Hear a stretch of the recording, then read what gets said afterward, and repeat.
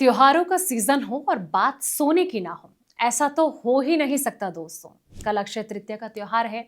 वो दिन जब माना जाता है कि किया गया निवेश कभी क्षय नहीं होता, यानी कि कभी नहीं घटता है। वहीं आपके लिए निवेश करने का त्योहार भी इसे माना जा सकता है। तो आपको बता दें कि आम आदमी के लिए भी अपनी जो निजी तिजोरी है वो भरने का शुभ मुहूर्त आ गया है। लेकिन क्या इस रिकॉर्ड तोड़ महंगाई में सोना खरीदना अभी भी फायदे का सौदा है? सोने के दाम कहां तक पहुंच सकते हैं और क्या अभी निवेश का सही वक्त है? बाजार के दिग्गज इस बार क्या सलाह दे रहे हैं? तो इस रिपोर्ट में, इस वीडियो में आप देखिए और सुनिए हमारे एक्सपर्ट अनुज गुप्ता, जो मार्केट और कमोडिटी एक्सपर्ट हैं, कि उनके द्वारा क्या कहा जा रहा है कि इस बार गोल्ड में निवेश करना कितना सही है, इसके भाव कहां तक पहुंच सकते हैं। सुनिए। अक्षय तृतीया आने वाली है और सबके मन में एक सवाल है कि गोल्ड इस अक्षय तृतीया पे खरीदे या ना खरीदे।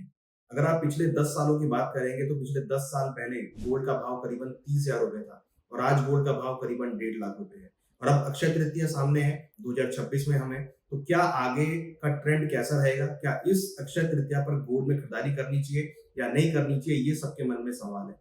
और यहाँ अगर आप देखेंगे तो जिस तरीके से जियो पॉलिटिकल टेंशन बढ़ी है, जिस तरीके से गोल्ड के भाव जनवरी में बहुत हाई चले गए थे और वहां से करेक्ट होते हुए नजर आए हैं, तो ये एक बहुत बड़ा क्वेश्चन है हर इन्वेस्टर के माइंड में कि क्या गोल्ड में खरीदारी करनी चाहिए या नहीं करनी चाहिए। तो यहाँ हम लेकर आए हैं आपके लिए एक ऐसा डिस्कशन जहां पर हम ये डिस्कस करेंगे कि गोल्ड के भावों में आगे क्या हो सकता है, सिल्वर के भावों में क्या हो सकता है, या आने वाले दिनों में गोल्ड के भावों में क्या ट्रेंड रह सकता है। अक्षय तृतीया की अगर बात करें तो एक ऑस्पिशियस डे है और पिछले साल अगर आप देखेंगे तो करीबन 12,000 करोड़ का गोल्ड में हमने अक्षय तृतीया वाले दिन खरीदारी होती हुई देखी थी। तो इस साल भी लगता है कि गोल्ड के भावों में आपको अच्छी खासा मोमेंटम देखने को मिल सकता है और गोल्ड की खरीदारी ज्वेलरी के फॉर्म में, बार के फॉर्म में, ईटीएफ के फॉर्म में देखने को मिल सकती है।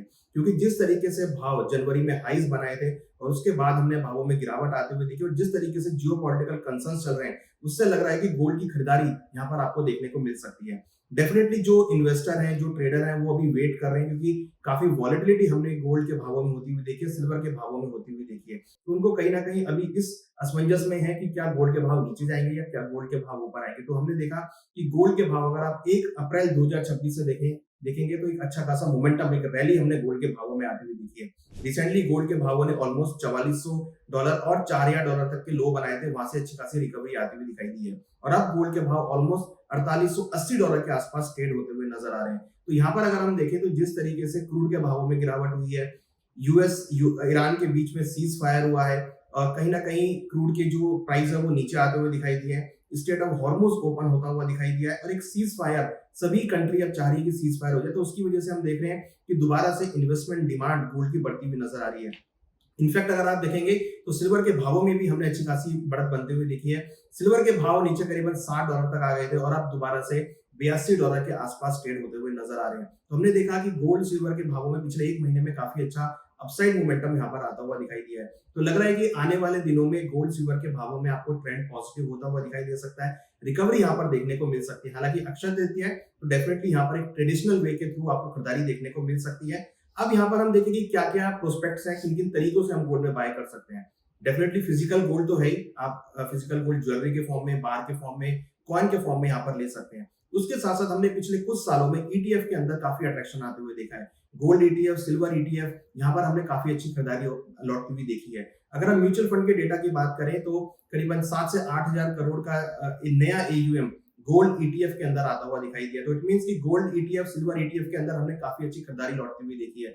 उसके साथ साथ एमसीएक्स के कॉन्ट्रैक्ट है जिसके थ्रू हम गोल्ड को बाय करके अपने डीमैट में रख सकते हैं। तो यहाँ अगर आप देखेंगे तो छोटे इन्वेस्टर्स के लिए, स्मॉल इन्वेस्टर्स के लिए ईटीएफ काफी प्रचलन में रहा है, जिसकी वजह से लोगों ने ईटीएफ को काफी सराहा और हमने देखा है कि ईटीएफ के थ्रू, एसआईपी के थ्रू लोग गोल्ड में इन्वेस्टमेंट करते हुए नजर आ रहे हैं। इनफैक्ट एमसीएक्स का कॉन्ट्रैक्ट भी है जिसको आप गोल्ड बाय कर सकते हैं और अपने डीमैट अकाउंट में रख सकते हैं। तो दोनों का बेनिफिट ये है कि अगर आप ईटीएफ के थ्रू या अगर आप एक्सचेंज के थ्रू गोल्ड बाय करते हैं तो आप उसको इजीली डीमैट अकाउंट में होल्ड कर सकते हैं और उनके जो प्राइसेस हैं वो फिजिकल गोल्ड की तरह उतार चढ़ाव रहते हैं। तो एक बहुत बहुत अच्छा ऑप्शन है।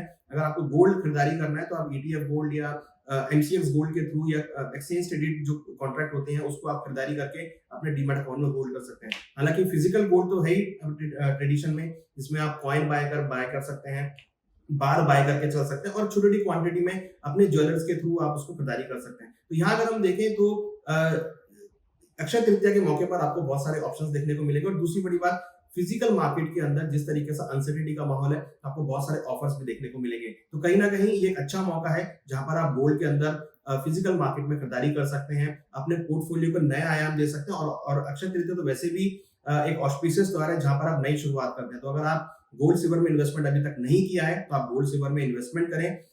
एक थ्योरी के अकॉर्डिंग अगर हम देखें तो गोल्ड सिल्वर का पोर्टफोलियो के अंदर करीबन 10 से 15% के अकॉर्डिंग आपका रेशो होना चाहिए। मींस अगर आप 100 रुपए किसी मार्केट में इन्वेस्टमेंट कर रहे हैं तो आप 10 से 15% या 20% तक गोल्ड सिल्वर में इन्वेस्टमेंट कर सकते हैं, क्योंकि ये एक हेज अगेंस्ट अनसर्टेनिटी प्रोवाइड करता है और मुसीबत के समय पे आपके पोर्टफोलियो को सपोर्ट करता है। तो अगर आपने इन्वेस्टमेंट नहीं चालू किया गोल्ड सिल्वर के अंदर तो आप अपना गोल्ड सिल्वर के अंदर इन्वेस्टमेंट चालू कर सकते हैं। ये अक्षय तृतीया एक अच्छा फेस्टिवल है जहां पर आप अपने इन्वेस्टमेंट को नया आयाम दे सकते हैं।